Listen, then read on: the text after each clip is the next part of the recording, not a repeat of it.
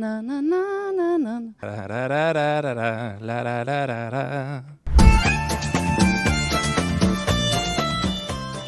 Cet air, on le connaît tous, il s'agit évidemment de la lambada, un véritable tube de la fin des années 80, mais surtout un immense montage commercial.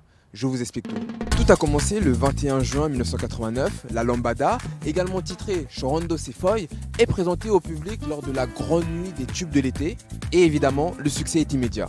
Le groupe qui interprète le tube est baptisé Kaoma. Il est composé de 4 musiciens français, d'une choriste sénégalaise et de 2 chanteuses brésiliennes. Les producteurs sont aussi français. Il s'agit de Jean Caracos et d'Olivier Lorsac.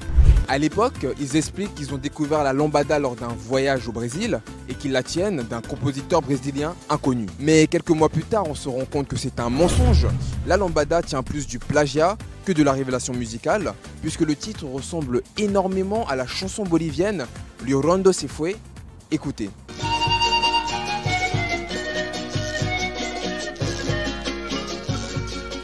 Mais malgré le plagiat, la lambada devient tout de même le premier titre de l'été à être marketé.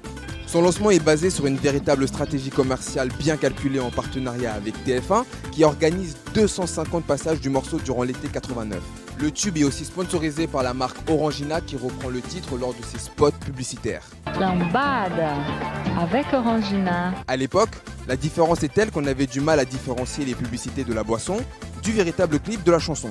Cette énorme campagne marketing a permis à TF1 de toucher des royalties sur les ventes de disques. Ce n'est pas rien puisque 1,5 million d'exemplaires ont été vendus en France cette année-là et 15 millions à travers le monde au total. La lambada a contribué à un véritable phénomène de société, celui de produire des tubes spécialement pour l'été, souvent aux sonorités latino ou zouk.